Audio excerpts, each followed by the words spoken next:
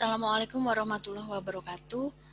Jadi di pertemuan ketiga di mata kuliah analisis runtun waktu kali ini kita akan membahas mengenai sebuah konsep yang sangat penting di time series analysis, yaitu stationary atau stasioner dan non stasioner. Sambil mereview dengan apa yang telah kita pelajari di dua pertemuan sebelumnya gitu ya, bahwa nanti pada saat melakukan penelitian gitu, melakukan analisis empiris, kita akan banyak sekali menggunakan time series data. Padahal time series data di sini sebenarnya mengandung berbagai macam tantangan gitu. Jadi ada banyak hal yang harus diperhatikan ketika seseorang ingin menggunakan time series data untuk penelitiannya. Apa saja? Yang pertama adalah bahwa di time series analysis akan mengasumsikan bahwa datanya bersifat stasioner. Jadi nanti prinsip atau asumsi stasioner ini yang akan kita cek terlebih dahulu. Kemudian ini juga akan menentukan tools apa yang tepat gitu ya, model apa yang tepat yang akan kita gunakan di proses analisis time series data. Nah, padahal di kenyataannya nanti banyak sekali time series data itu yang sifatnya tidak stasioner, sehingga nanti kita akan melakukan treatment gitu ya, supaya datanya ini bisa diasumsikan menjadi stasioner. Kemudian nanti akan kita bahas stasioner itu seperti apa, kemudian bagaimana pendeteksiannya di subbab yang akan kita pelajari berikutnya. Nah, yang kedua adalah autokorelasi. Jadi nanti kaitannya dengan stationary tadi, ini bahwa beberapa autokorelasi itu muncul karena data yang kita punya bersifat non-stasioner. Kemudian yang ketiga adalah terkait dengan spurious atau nonsense regression, atau regresi yang tidak memiliki makna. Dan ini ditandai dengan R-square yang sangat tinggi, plus koefisien regresinya itu signifikan. Kalau misalkan teman-teman melakukan melakukan running data gitu ya, pakai Excel misalkan, terus menggunakan regresi biasa, didapatkan nilai R-square-nya itu tinggi, kemudian koefisiennya signifikan. Itu kan berarti kalau dari interpretasinya, berarti kan di situ ada hubungan yang berarti gitu di antara dua variabel misalkan. Kalau misalkan yang kita lakukan adalah regresi sederhana. Nah, tetapi di sini yang terkait dengan spurious atau nonsense regression itu bahwa yang kita regresikan itu sebenarnya adalah dua angka atau dua variabel yang sebenarnya tidak ada hubungannya sama sekali gitu. Jadi cuma sekedar variabel yang kita ambil, kemudian kita kan variabel kita ambil ada angkanya, kemudian kita masukkan gitu tanpa ada suatu pertimbangan apapun. Nah, di sini nanti akan kita bahas berikutnya mengenai bagaimana apa saja kriteria spurious regression, dan ini merupakan hal yang harus teman-teman perhatikan ketika melakukan penelitian. Kemudian yang keempat adalah terkait dengan fenomena random walk. Biasanya ini kita temui di data-data keuangan gitu ya, data-data keuangan financial time series, seperti misalkan harga saham gitu. Jadi yang dimaksud dengan random walk phenomenon ini bahwa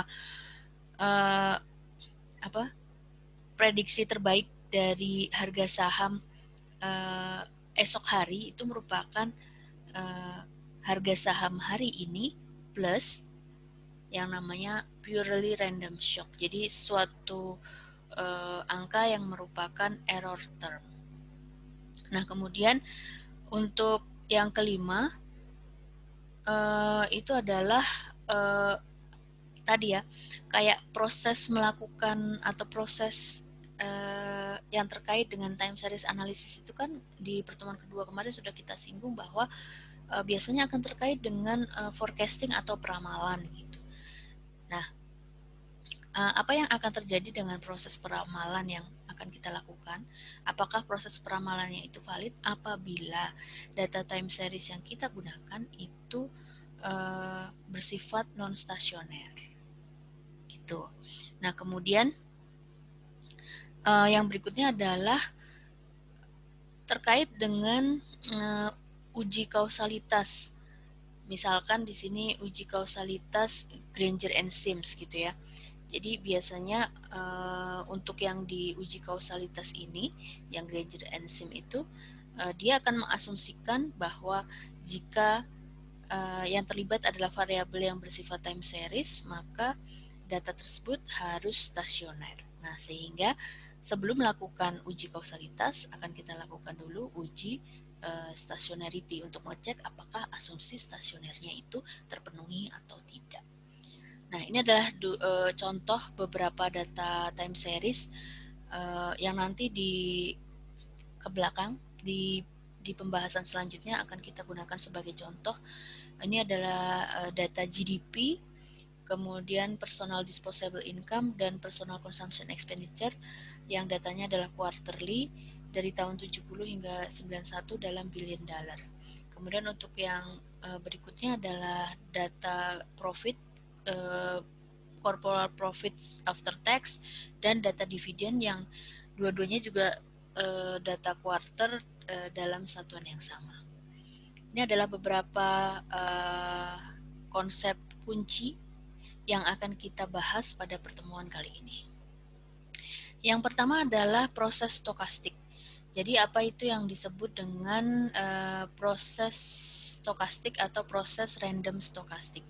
Jadi di sini adalah kumpulan dari variabel random yang diurutkan berdasarkan waktu. Maksudnya diurutkan itu seperti di pertemuan kemarin, pertemuan 2 kemarin yang kita bahas bahwa diurutkan berdasarkan titik-titik waktu. Kalau tadi data quarterly dari tahun 70 hingga 91 maksudnya adalah data ini kita urutkan collection of random variable yang sudah diurutkan berdasarkan waktu Q1 tahun 70, Q2 tahun 70, Q3 tahun 70 dan seterusnya. Nah, misalkan kita notasikan bahwa Y itu adalah variabel acak, maka dan YT, T-nya dalam kurung itu untuk membedakan antara continuous dan discrete. Untuk yang YT dalam kurung ini adalah jika bersifat continuous. Contohnya adalah data elektrokardiogram, pembacaan elektrokardiogram yang pembacaan denyut jantung yang ada layar terus ada angkanya gitu yang naik turun gitu ya, dicatat pembacaan denyut dan jantung. Kemudian untuk yang data discrete adalah YT tanpa kurung, contohnya GDP, kemudian personal disposable income yang tadi itu merupakan data discrete.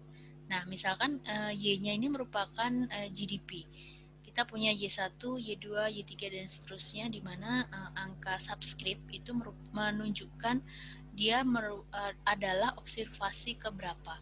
Kalau Y1 itu berarti kuarter pertama tahun 70, Y2 berarti kuarter kedua tahun 70 dan seterusnya. Nah, apakah GDP ini merupakan proses stokastik? Gitu ya.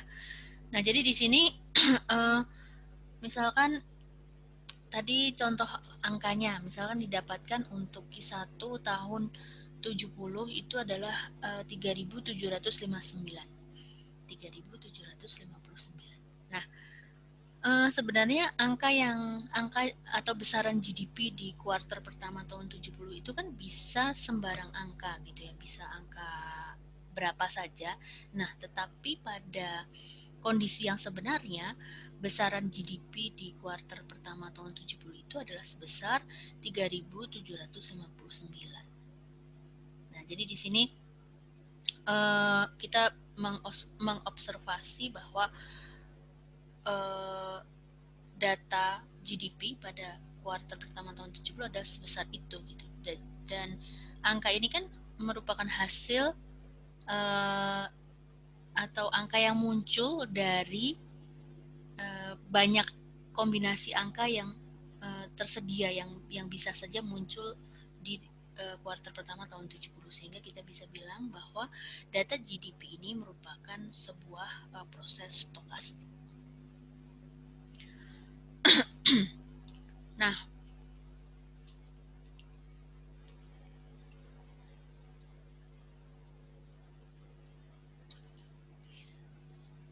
proses stokastik yang mendapat perhatian besar di dalam time series analysis terutama itu adalah yang disebut sebagai proses stokastik stasioner. Jadi di sini tidak sembarang proses stokastik, tetapi adalah proses stokastik stasioner. Nah, apa yang disebut sebagai proses stokastik yang stasioner? Proses stokastik stasioner ini adalah proses stokastik yang pertama, mean dan variansnya itu adalah konstan sepanjang waktu. Jadi dia akan disebut bersifat stasioner, proses stokastik yang stasioner, atau yang weekly stasioner gitu ya, yang stasioner lemah, atau yang bisa juga disebut sebagai covariance stationary, second order stationary gitu ya. Itu ada beberapa istilah, tetapi biasanya yang sering digunakan itu adalah proses stokastik stasioner. Nanti akan kita bahas mengapa proses stokastik stasioner ini yang dimaksud adalah yang weekly stasioner. Nah, dia akan disebut sebagai stasioner itu adalah apabila mean dan variansnya itu adalah konstan sepanjang waktu. Kemudian nilai dari covariance antara dua periode waktu itu akan bergantung hanya kepada lag di antara dua periode waktu tersebut dan bukan waktu sebenarnya di mana kovarian tersebut dihitung. Jadi nilai kovariannya itu akan bergantung hanya kepada lagnya. Ada berapa lag? 1 lag, 2 lag, dan seterusnya. Nah, untuk menjelaskan lebih lanjut gitu ya mengenai apa yang dimaksud dengan stochastic process di sini, jika pada mean EYT itu adalah sama dengan mu, kemudian variance itu adalah sigma kuadrat, kemudian covariance itu adalah di persamaan ketiga. Jadi misalkan, jadi untuk yang covariance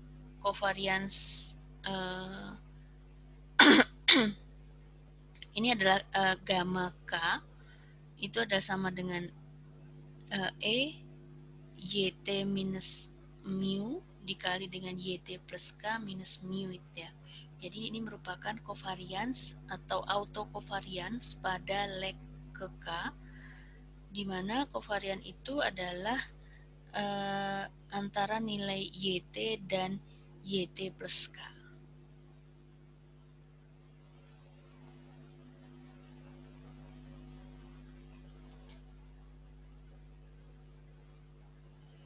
Nah, kemudian kita akan membahas mengapa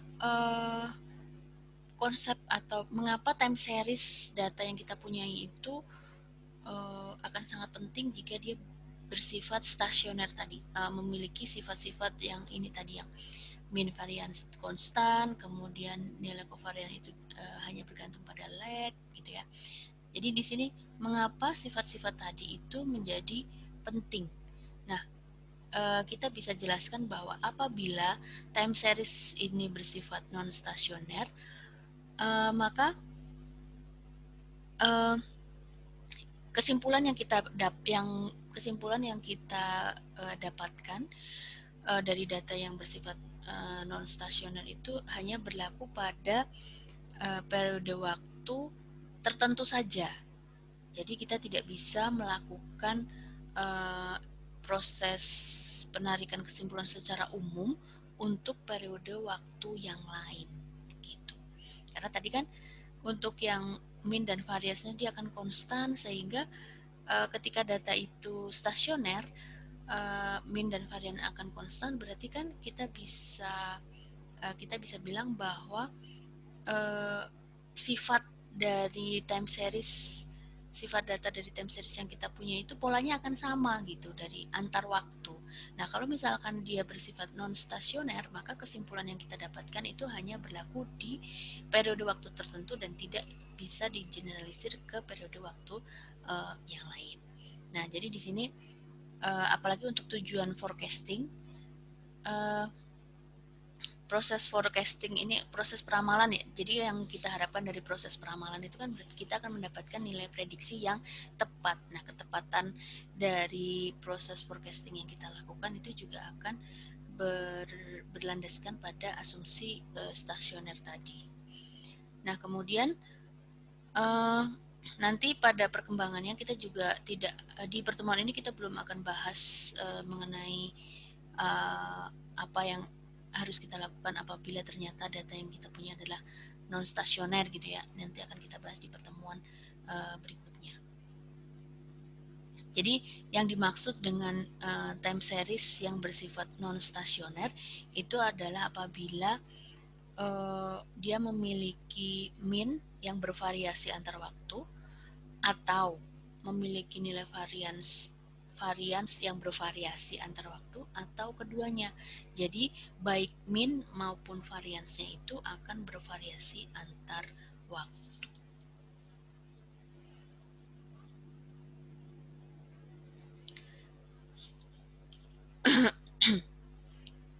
Jadi di sini tadi untuk yang di poin yang terakhir itu adalah yang tadi bahwa itu terkait dengan weak stationarity tadi ya, bahwa kenapa yang dibutuhkan itu kenapa prinsip stationarity yang kita perlukan itu hanyalah yang weakly stationer, itu karena kita bisa data tersebut bisa stasioner minnya itu yang konstan atau varians atau keduanya gitu, berdasarkan konsep yang time series yang bersifat non stationary ini. Jadi kalau yang non stationary time series ini kan minnya bervariasi atau variansnya bervariasi atau keduanya gitu. Nah, untuk yang berikutnya ada satu lagi proses stokastik yang juga spesial gitu ya, yaitu adalah yang purely random atau disebut sebagai proses white noise. Jadi untuk yang proses white noise itu jika dia memiliki zero mean, minnya 0 dan variansnya konstan, dan biasanya dia adalah serially uncorrelated. Nah, jadi di sini biasanya dia akan mengikuti proses Gaussian white noise process gitu ya. Nah, untuk ke depan nanti ketika kita membahas asumsi white noise, maka itu akan dinotasikan sebagai UT.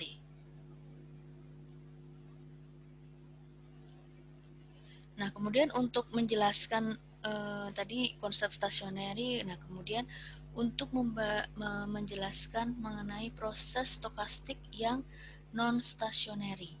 Nah, kita bisa menggunakan contoh tadi kan di awal non stationary process contohnya adalah yang random walk gitu ya. Nah, jadi di sini kita akan membahas menggunakan random walk model. Jadi contoh klasik dari proses stokastik yang non stasioner itu adalah random walk model atau RWM. Contohnya apa? Ya harga saham, terus nilai tukar. Nah, itu dia akan mengikuti random walk atau non stasioner. Jadi di sini ada dua macam atau dua tipe random walk. Yang pertama adalah random walk without drift, yaitu tanpa konstanta atau intercept. Jadi tanpa konstanta maupun intercept. Kemudian yang kedua adalah random walk with drift. Drift itu apa sih? Kayak melayang gitu ya. Nah, jadi untuk yang without drift itu adalah tanpa konstanta atau intercept term. Nah, kemudian untuk yang with drift itu adalah dengan konstanta. Nah, untuk yang pertama adalah random walk without drift. Jadi time series YT itu dikatakan mengikuti random walk without drift jika bisa dinyatakan sebagai YT sama dengan YT minus 1 plus UT, di mana YT ini nilai Y pada saat T itu akan sama dengan nilai Y pada saat T minus 1 plus random shock. Jadi kalau kita mengikuti definisi di persamaan 4 itu, bahwa nilai Y pada saat pada waktu periode T itu adalah sama dengan nilai Y di periode sebelumnya plus random shock, maka itu sebenarnya merupakan model autoregresif dengan leg 1, dengan leg sebelumnya yang selisihnya adalah satu periode sebelumnya. Nah, jadi di sini ketika ini dibaca sebagai persamaan regresi, ini merupakan regresi Y pada time T dengan nilai Y pada satu periode sebelumnya. Nah, dari persamaan 4 tadi kita bisa menulis misalkan T-nya itu 1 ya, berarti Y1 sama dengan 1 minus 1, berarti Y0 plus U1. Kemudian kita definisikan Y2 sama dengan Y1, nilai di periode sebelumnya 2 minus 1, berarti Y1 plus U2. Nah, kemudian Y1 ini kita tuliskan di sesuai dengan persamaan sebelumnya, Y1 sama dengan Y0, Y0 plus U1. Jadi Y2 sama dengan Y0 plus U1 plus U2 dan seterusnya. Nah, sehingga secara umum proses yang terjadi ketika T-nya itu dimulai dari 0 dengan nilai Y0, kita akan memiliki YT sama dengan Y0 plus sigma dari UT. Nah, sehingga ketika kita cari nilai EYT-nya itu adalah EY0 plus sigma UT. Nah, ini akan sama dengan Y0 karena untuk yang nilai di sini adalah 0. Kenapa dia 0? Karena UT-nya ini adalah white noise tadi. Nah, jadi kita bisa tunjukkan bahwa untuk varian YT-nya itu adalah ini ada komponen T sigma kuadrat. Jadi di sini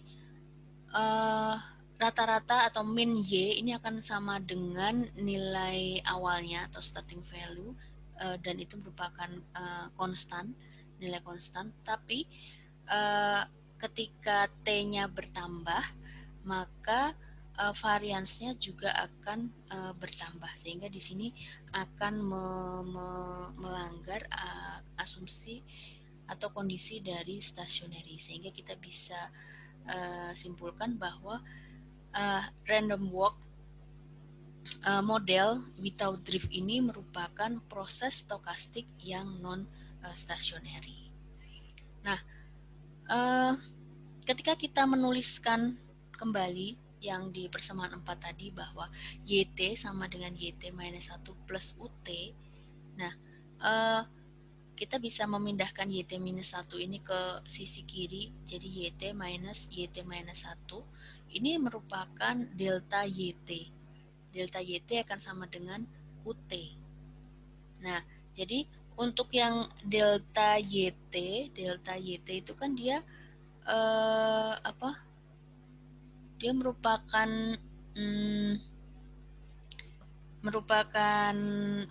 first different, delta itu kan merupakan first different operator gitu ya. Jadi yang menunjukkan nilai nilai variabel dengan variabel sebelumnya gitu. Jadi ini merupakan first different operator. Kemudian kita bisa tunjukkan bahwa tadi di random walk without drift tadi YT-nya itu adalah non stasioner. YT adalah non stasioner, tetapi di sini first difference-nya itu adalah stasioner. Ini ya, first difference tadi, first difference ini adalah bersifat stasioner, sementara yang YT nilai YT tadi itu adalah non stasioner yang tadi kita buktikan di sini, bahwa dia akan variansnya itu akan bertambah seiring dengan berjalannya waktu. Tapi untuk yang delta YT-nya atau first difference-nya itu akan bersifat stasioner. Kemudian untuk yang kedua, random walk with drift, tadi di persamaan 4 gitu ya, di sini berarti kita akan tambahkan satu parameter gitu. Nah, di sini ini adalah drift parameter gitu ya, drift parameter. Kemudian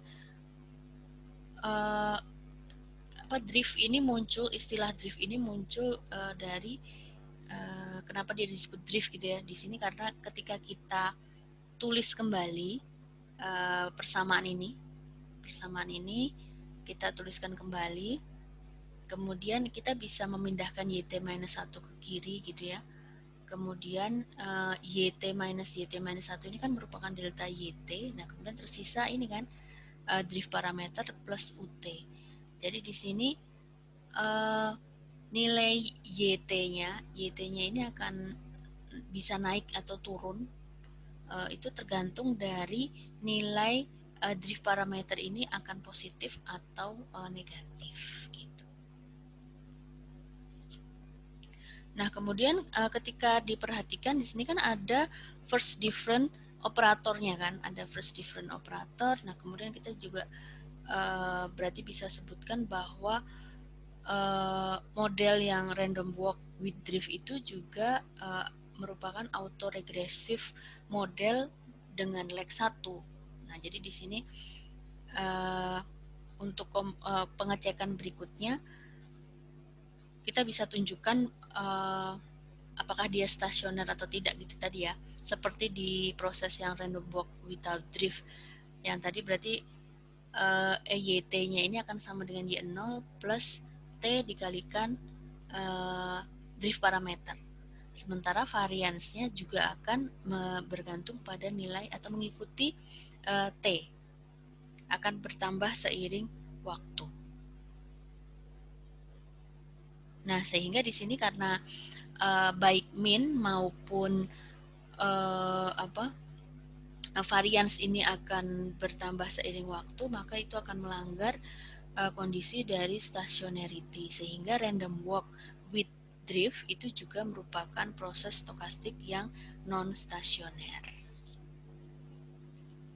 Nah, di beberapa literatur random walk model ini itu juga biasa disebut sebagai unit root process. Jadi untuk random walk model itu biasa disebut juga sebagai unit root process. Nah, apa yang dimaksud dengan proses stokastik unit root itu? Jadi di sini kita kembali ke persamaan 4 yang random walk without drift. Jadi YT sama dengan YT minus 1 plus UT gitu. Nah, kalau di sini kita tambahkan satu parameter rho gitu ya. Jika rho sama dengan 1, berarti kan nilai di sini tetap YT minus 1. Maka di sini persamaan ini itu merupakan random walk without drift.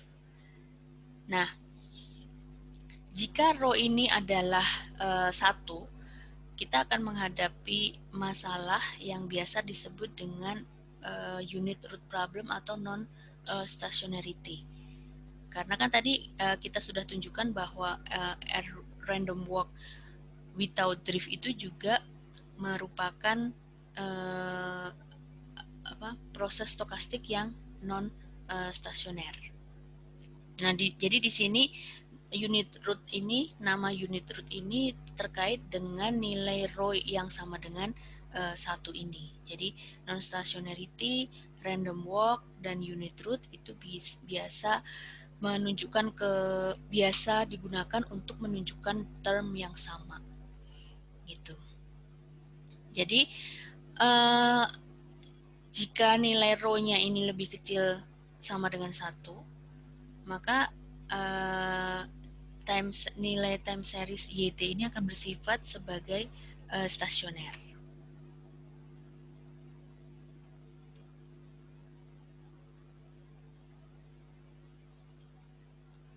Nah, kemudian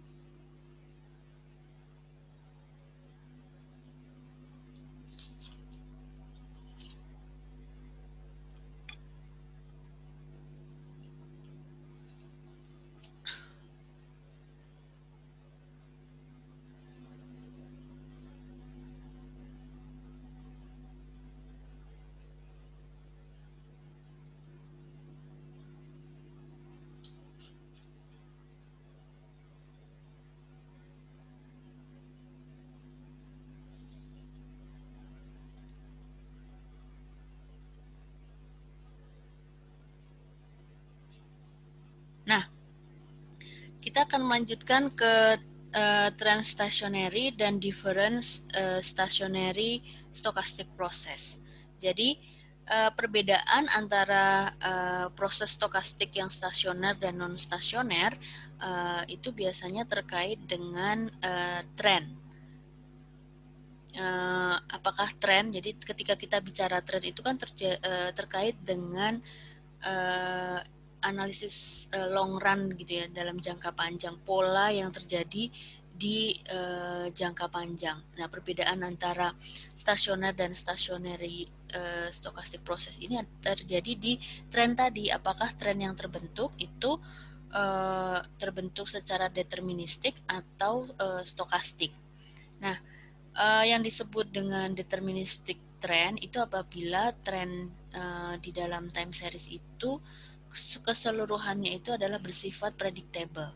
Sedangkan untuk yang stochastic trend itu apabila trennya itu tidak bisa diprediksikan. Nah, misalkan kita buat definisi secara formal, YT-nya itu sama dengan beta 1 plus beta 2T plus beta 3 YT minus 1 plus UT. Nah, jadi di sini kita bisa punya beberapa kemungkinan pola yang di persamaan 14 itu apakah dia nantinya bersifat pure random walk, kemudian random walk with drift tadi ya, kemudian random walk with drift and deterministic trend, atau deterministic trend with stationary autoregressive component. Jadi nanti ada beberapa kemungkinan di mana persamaan 14 tadi akan memiliki nilai-nilai beta 1, beta 2, dan beta 3 yang berbeda-beda berdasarkan sifat-sifatnya tadi. Kita lihat untuk yang pertama. Untuk yang pertama itu adalah jadi di sini sekali lagi untuk yang di persamaan 14 YT sama dengan beta 1, beta 2T, beta 3 YT minus 1 plus UT. UT-nya tadi adalah white noise ya. Kemudian T-nya itu adalah waktu ya, series waktu yang bersifat ordered, yang sudah dikronologiskan, diurutkan gitu. Nah, untuk yang kemungkinan pertama, dia akan merupakan pure random walk jika persamaan 14 tadi beta 1-nya sama dengan 0, beta 2 sama dengan 0, dan beta 3-nya sama dengan 1. Nah, kalau ini 0, 0 berarti kan sisa YT sama dengan YT minus 1 plus UT. Sehingga pure random walk ini adalah random walk without drift, sehingga dia akan bersifat non-stasioner. Di yang sebelumnya di slide yang membahas random walk without drift tadi kan sudah kita tunjukkan dia bersifat non-stasioner. Nah, tetapi jika kita kembali jika kita ubah YT YT-1 nya dipindah ke kiri, YT di minus YT-1 sama dengan UT, di sini YT-1 adalah first different operator, maka di sini akan bersifat stasioner seperti yang di sebelumnya. Sehingga random walk without drift itu adalah different stationary process. Jadi di YT-nya adalah non-stationary, tapi di first different-nya itu adalah bersifat stasioner. Kemudian untuk yang di kemungkinan kedua adalah random walk with drift. Jadi untuk yang random walk with drift itu adalah apabila di persamaan 14 itu beta 1-nya tidak sama dengan 0, kemudian beta 2-nya 0, dan beta 3-nya adalah 1. Sehingga ini kan tadi beta 1-nya ada tidak sama dengan 0 ya. Yang hilang hanya yang di sini. Berarti YT sama dengan beta 1 plus YT minus 1 plus UT. Yang ini merupakan random walk with drift. Tadi di slide sebelumnya sudah kita tunjukkan bahwa random walk with drift itu bersifat non-stationary. Kemudian ketika kita pindahkan YT-1 ke sisi sebelah kiri, kemudian first different operatornya itu sama dengan beta 1 plus UT. Jadi di sini ini kan merupakan yang tadi juga ditunjukkan itu merupakan yang stasioner gitu ya. Nah, jadi di sini YT itu adalah bersifat positif karena tergantung dari beta 1-nya itu lebih besar dari 0 atau negatif beta 1 lebih kecil dari 0. Jadi kalau dia YT itu trennya positif kan berarti beta 1-nya lebih besar dari 0. Kalau misalkan negatif berarti beta 1-nya lebih kecil dari 0. Sehingga tren ini biasa disebut sebagai stochastic trend. Nah, di persamaan ini, di persamaan 16 ini juga bersifat bersifat different stationary process di SP karena tadi YT-nya adalah non-stationarity, tetapi ketika kita ambil first difference-nya, itu akan menjadi non-stationary tadi akan bisa kita hilangkan ke stasioner. Nah, kemudian untuk yang di kemungkinan ketiga itu adalah yang disebut dengan deterministic trend. Jadi deterministic trend itu apabila beta 1 dan beta 2-nya, beta 1, beta 2 ini tidak sama dengan 0 dan beta 3-nya ini sama dengan 0. Jadi ini hilang, jadi tinggal B1, beta 1 plus beta 2T plus UT. Jadi di sini persamaan ini 17 ini biasa disebut sebagai trend stationary process. Kenapa dia disebut sebagai transstationary process? Karena untuk min YT-nya itu adalah beta 1 plus beta 2T gitu ya. Sebenarnya dia juga, nilainya tidak konstan, tetapi variansnya adalah konstan. Ingat yang kita maksud dengan stasioner itu adalah yang weekly stationary. Jadi di sini adalah di sini variansnya konstan gitu. Jadi ketika nilai beta 1 dan beta 2-nya itu diketahui, min-nya itu kan bisa diprediksikan sepenuhnya. Nah, jadi kalau misalkan kita kita kurangkan rata-rata YT dari YT-nya, maka series yang dihasilkan akan bersifat stasioner, sehingga namanya adalah trend stationary process. Kemudian untuk di kemungkinan yang keempat itu adalah random walk with drift and deterministic trend. Jadi di sini untuk yang di persamaan 14 tadi, jika beta 1-nya tidak sama dengan 0, beta 2 tidak sama dengan 0, dan beta 3 sama dengan 1.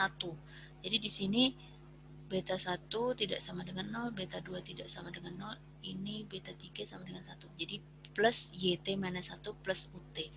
Jadi di sini kita punya random walk with drift, kemudian plus deterministic trend. Jadi kalau kita tuliskan kembali YT, ini yang YT minus satunya dibawa ke kiri, jadikan delta YT.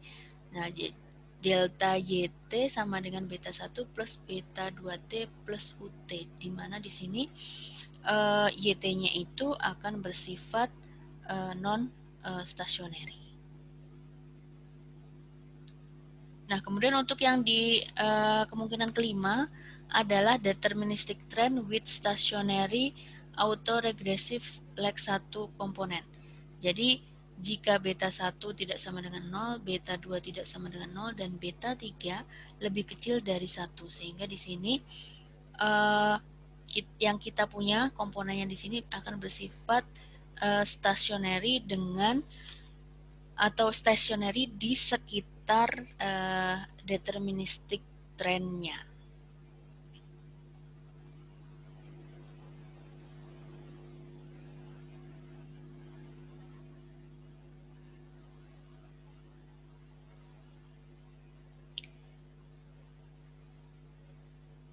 Untuk melihat perbedaan antara stokastik dan deterministic trend, kita bisa lihat di contoh gambar di sini. Untuk yang stokastik itu yang ini, yang stokastik yang ini, kemudian yang deterministik itu yang ini, garis ini. Nah, jadi di sini untuk yang stokastik itu yang digambar ini merupakan atau dibangkitkan dari random walk with drift dengan persamaan YT sama dengan 0,5 plus YT minus 1 plus UT. Kemudian untuk yang digambar ini dia N-nya adalah 500. Kemudian untuk yang deterministik itu adalah yang ini YT sama dengan 0,5T plus UT. Jadi di sini bisa kita lihat bahwa untuk yang di deterministic trend itu deviasi atau jarak dengan trend lainnya, trend lainnya ini ya. Jadi itu yang menunjukkan rata-ratanya itu adalah non stasioner, itu bersifat random, kemudian dia akan menghilang. Jadi dia akan cenderung di jangka panjang itu akan menghilang. Kemudian tidak akan mempengaruhi tidak akan mempengaruhi nilai atau pola dalam jangka panjang. Kemudian kalau dibandingkan dengan yang stokastik trend tadi, yang stokastik satunya ini, itu kita bisa lihat bahwa random komponen U ini itu akan mempengaruhi pola dalam jangka panjang. Jadi polanya itu dia lebih fluktuatif.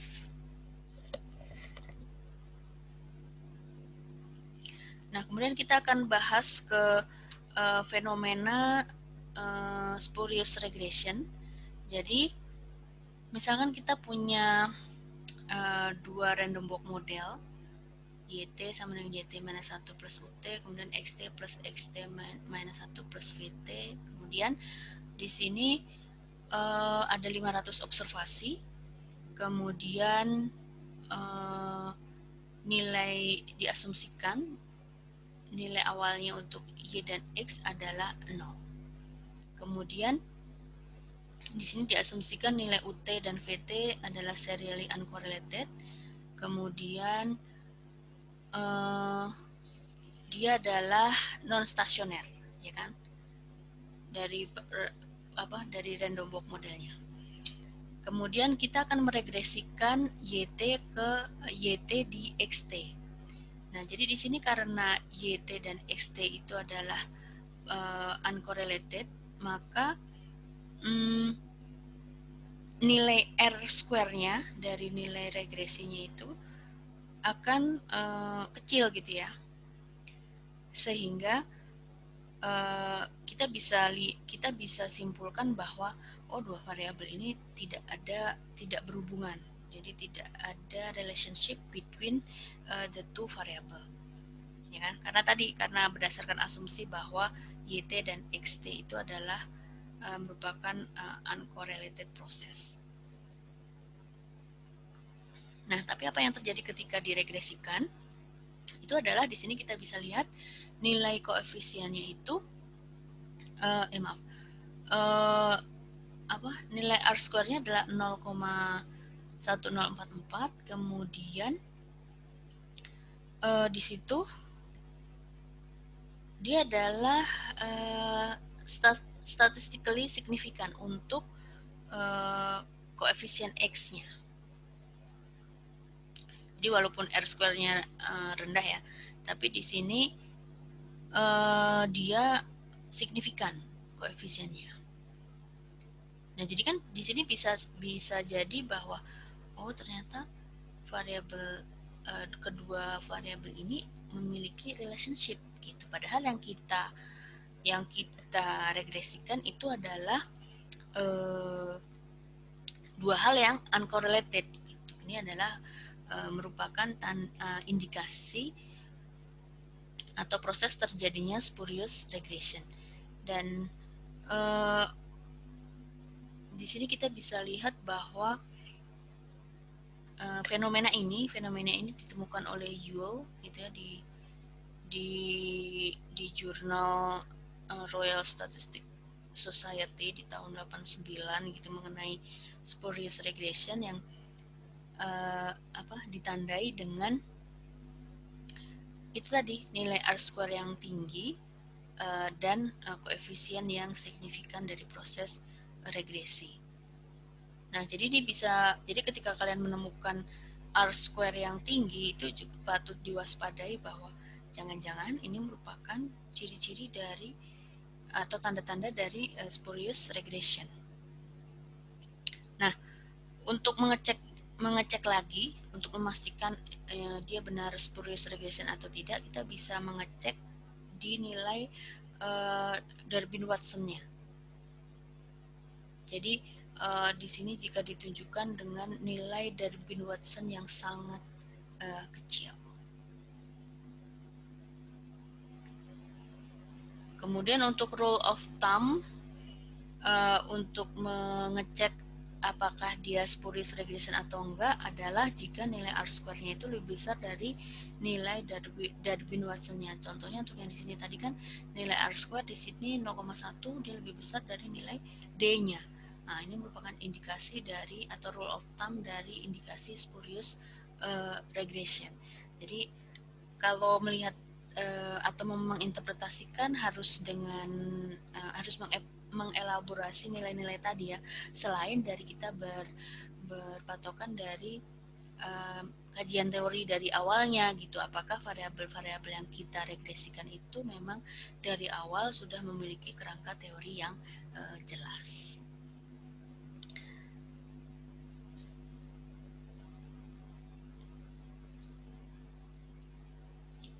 Nah, kemudian untuk yang berikutnya adalah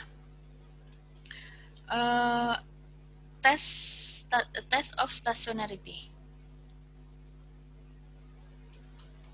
Nanti di sini kita akan bahas dulu bagaimana kita mengecek apakah time series yang kita punya itu dia bersifat stasioner atau tidak. Kemudian kalau misalkan dia non stasioner, apakah kita bisa buat menjadi stasioner dengan istilahnya di treatment gitu ya, supaya dia jadi stasioner, kemudian kita bisa lanjutkan ke analisis berikutnya gitu. Tapi itu akan kita bahas untuk yang di poin kedua ini, akan kita bahas di pertemuan berikutnya. Nah, bagaimana kita mengecek atau melakukan uji stationarity gitu. Yang pertama, ini ada beberapa tools. Yang pertama adalah graphical analysis, kemudian ACF dan correlogram. Nanti terkait dengan ACF ini adalah statistical significance of autocorrelation coefficient dan unit root test. Yang terakhir ini merupakan uji stationarity yang populer gitu ya, yang sering digunakan untuk melakukan atau memastikan bahwa asumsi stationary itu sudah terpenuhi. Untuk yang pertama adalah graphical analysis. Jadi seperti di dua pertemuan sebelumnya, bahwa ketika kita bekerja menggunakan time series data, itu akan dimulai dengan plotting data terlebih dahulu untuk mendapatkan sense, untuk mendapatkan insight dari data yang kita teliti gitu ya, untuk mendapatkan gambaran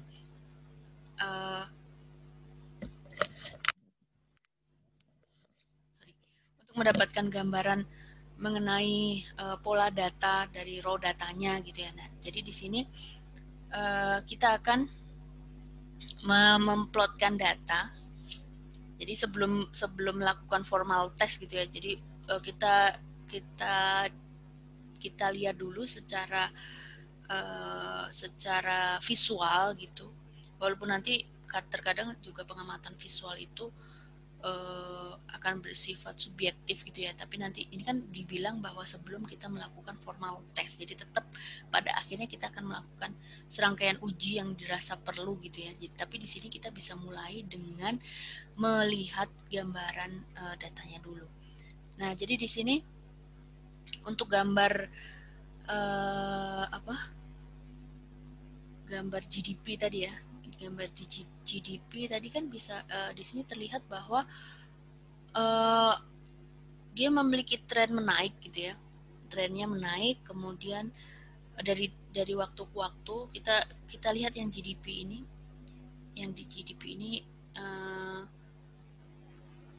jadi dia memiliki tren yang menaik. Nah, kemudian ada indikasi bahwa ini pola kenaikannya itu loh, pola kenaikannya kalau dilihat itu kan di awal-awal pola kenaikannya, tingkat kemiringan kenaikan dari tahun ke tahun itu kan makin kemari, makin ke kanan itu tingkat kemiringan kenaikannya makin tinggi. Nah, ini kan kita bisa bilang bahwa untuk data GDP itu terindikasi dia merupakan non stasioner. Ini tadi bisa dilihat dari proses kemiringan kenaikannya itu berbeda-beda di antar waktu. Tadinya dia tidak terlalu tinggi, tapi makin lama dia makin curam gitu, makin ke kanan. Kemudian itu adalah dari graphical analysis. Kemudian untuk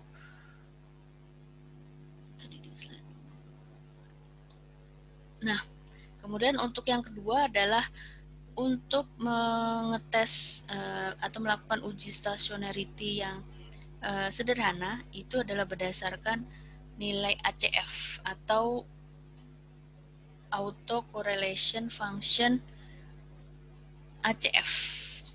Jadi nanti ketika ini digambarkan, itu akan membentuk yang namanya korelogram.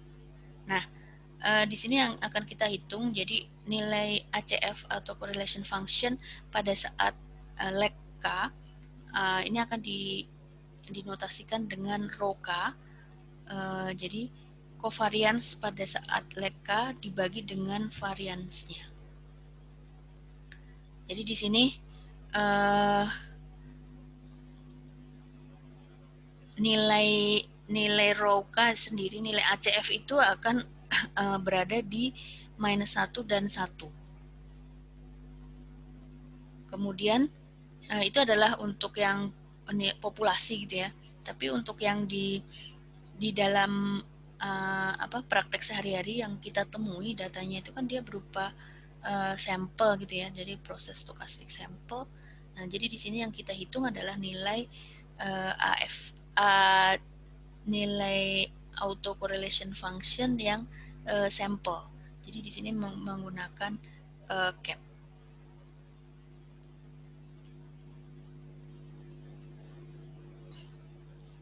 Nah, kemudian ketika digambarkan di sini itu yang disebut dengan korelogram. Nanti ada sebenarnya bisa untuk gambar korelogramnya itu tergantung dengan software yang kita gunakan gitu ya. Tapi cara pembacaannya biasanya secara untuk yang di tabel ini kita bisa lihat itu ada di auto correlation ini di kolom yang pertama, auto correlation gitu ya. Kemudian di sini kita bisa lihat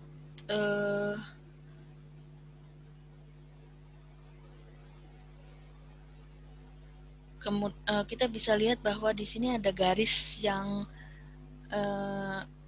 garis vertikal yang solid gitu ya, garis vertikal yang solid. Ada mungkin agak blur tapi maksudnya yang ini nih. Nah itu adalah nilai 0 sumbu x gitu. Biasanya kan di sini dia digambarkan sumbu x begini ya, sumbu x begini. Nah tapi di sini dia digambarnya seperti ini karena digambarkan untuk semua titik gitu ya. Nah kemudian untuk yang nilai yang di sebelah kiri itu adalah nilai negatif, kemudian untuk yang di sebelah kanan berarti nilai positif ini adalah nilai negatif, ini adalah nilai positif gitu. Nah kemudian di sini kita bisa lihat bahwa ini adalah merupakan contoh koreogram dari time series yang bersifat stasioner. Karena apa? Karena nilai autocorrelation-nya itu adalah di sekitar 0. Jadi kita bisa lihat di gambarnya ini adalah koreogramnya sama di nilai AC-nya tadi ya.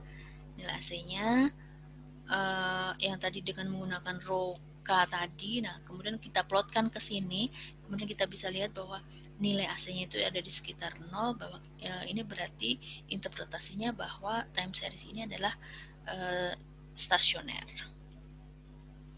Ini adalah contoh untuk yang stasioner. Gimana dengan yang non stasioner? Nah, ini adalah kita bisa lihat di sini. Nah, ini nilai ini kan sumbu x 0 aksisnya tadi ya. Ini nilai negatif, di sebelah sini nilai positif. Nah, itu kita bisa lihat bahwa autocorrelation koefisiennya itu nilainya tinggi-tinggi. Nilainya di antara berapa? 0,9, kemudian dia akan berkurang, tapi nilainya itu jauh dari 0 tadi ya.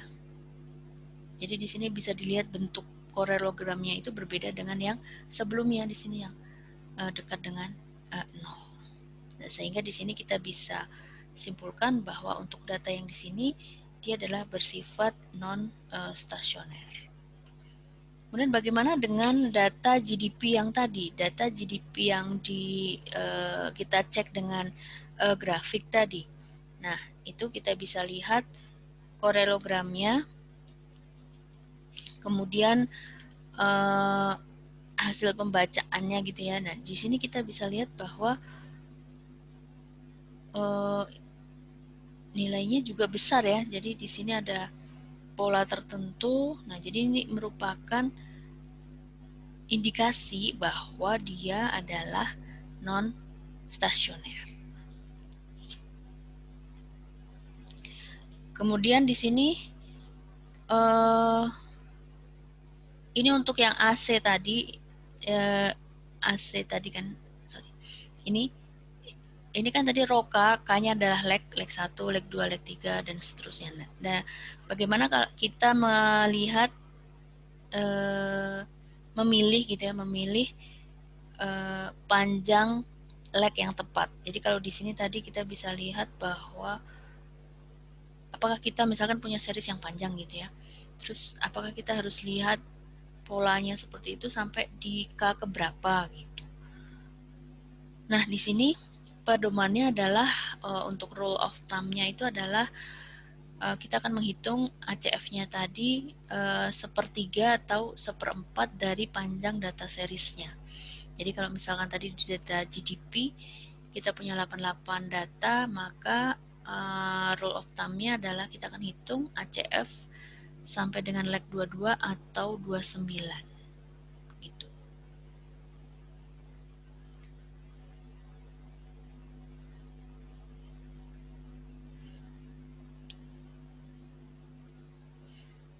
Nah, kemudian untuk di untuk melihat untuk di korelogram itu kan kita membandingkan atau melihat series dari nilai ACF-nya tadi ya, AC pada leg keberapa tadi ya. Nah, jadi di sini untuk eh, apa supaya kita bisa membandingkan nilai roka sekaligus. Nah, nanti di sini kita akan menguji joint hypothesis bahwa semua nilai roka ini eh, pada leg tertentu itu adalah sama dengan 0. Jadi di sini akan alih-alih kita mengecek satu-satu di sini sampai ke leg berapa kita pilih tadi, kemudian sampai leg keberapa tadi, apakah dia masih jauh dari 0 atau tidak gitu ya. Nah, di sini untuk yang menggunakan pengujian secara simultan pada nilai rokanya itu akan kita gunakan key statistik. Jadi key statistik ini dibangun oleh Box and Pierce dengan formula seperti itu. Jadi N ini adalah sample size, kemudian M adalah panjang dari leg, kemudian nilai key statistiknya ini, nilai key statistik di sini itu juga bisa digunakan untuk mengecek apakah time series ini memiliki white noise atau tidak. Nah, kemudian jika N-nya besar, maka nilai key statistik ini akan berdistribusi atau mendekati distribusi dari chi-square dengan degree of freedom sebesar M. Jadi di sini pembacaannya jika nilai Q melebihi dari nilai critical value dari chi-square distribusi, maka akan tolak H0.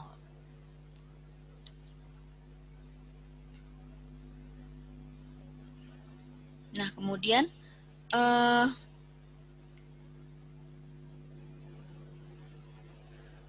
kita juga bisa menggunakan varian dari Box-Pierce key statistik. Di sini adalah namanya Ljung Box LB statistik gitu ya, LB statistik. Jadi di sini apa perbedaannya atau kenapa ada dua yang dipakai, yang sering dipakai di sini adalah LB ini karena nanti secara statistik dia akan memiliki performa yang lebih bagus daripada yang key statistik.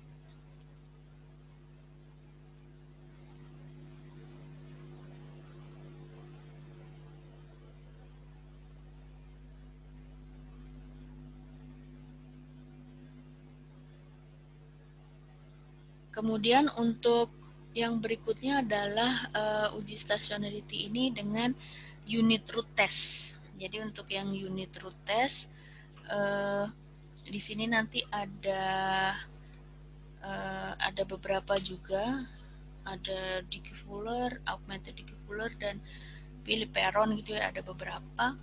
Nah,